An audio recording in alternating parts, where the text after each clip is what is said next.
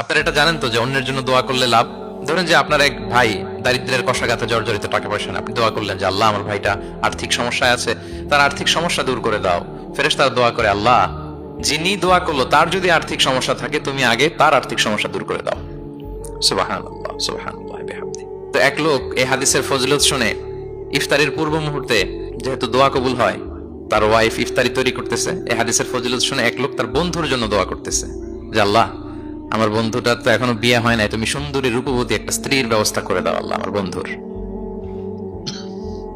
এই দোয়া শুনে তার স্ত্রী তো রেগে মেগে আগুন, সেই ইফতারি টিফতারি রেখে দিয়ে এসে বলে, এই এত বড় সাহস, কি দোয়া করো এসব উল্টাপাল্টা?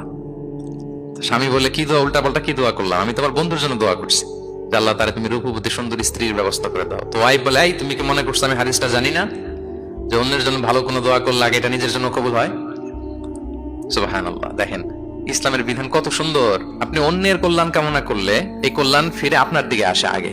সুবহানাল্লাহ। তো এই বেদুইনের এটা জানা ছিল না, সে এসে দোয়া করতেছে, আল্লাহুম্মা আরহামনি ওয়া মুহাম্মাদা ওয়া লা তারহাম মা'আনা আহাদা। আল্লাহ তুমি শুধু আমারে রহম করো আর মুহাম্মদ সাল্লাল্লাহু আলাইহি ওয়াসাল্লামের রহম করো, আমাদের দুজনের সাথে আর কাউরে রহম করো না।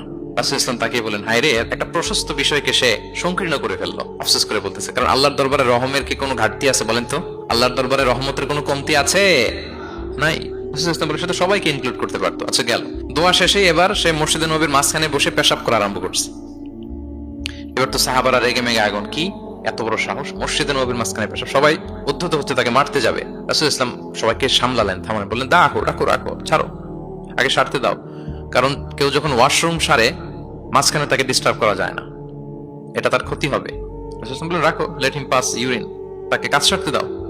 সে কাজ সারলো। এবার রাসূল ইসলাম বললেন, ও হারিকু আলা বাউলিহি সাজলান মিন মা, তার পেশাবের উপর এক বালতি পানি ঢেলে দাও, দিয়ে ফেললো। এবার রাসূল ইসলাম বললেন, ইন্নামা বুইসতুম মুয়াসসিরিন ওয়া লাম তুবআসু মুআসসিরিন।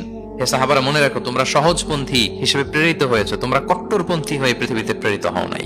সুবহানাল্লাহ। তাহলে যে কোনো জিনিসের সলিউশন আপনার সহজভাবে করতে হবে, এটাকে জটিল বানানো যাবে না। আমরা অনেক সময় জটিল থেকে জটিল করি। তখন এই বেদুইন রাসূল ইসলাম ডেকে বললেন, আচ্ছা তুমি যে কাজটা করলে, মসজিদে নবীর মাঝখানে পেশাব করলে, এটা কি ঠিক হলো? তুমি কি জানো এটা আল্লাহর ঘর, এটা আমাদের মদিনার কমিউনিটির ইবাদতগাহ, এখানে আমরা আল্লাহর ইবাদত করি, আল্লাহর জিকির করি, আল্লাহর কিতাব তেলাওয়াত করি, এটা কি তোমার ঠিক হলো? এইভাবে যখন আদর দিয়ে পরম মমতায় তাকে বুঝিয়ে বলা হলো, সে লজ্জিত হয়ে মাথা নিচু করে ফেললো। সুবহানাল্লাহ। সে রাসূল সাল্লাল্লাহু আলাইহি ওয়াসাল্লামের কাছে ক্ষমা চায়।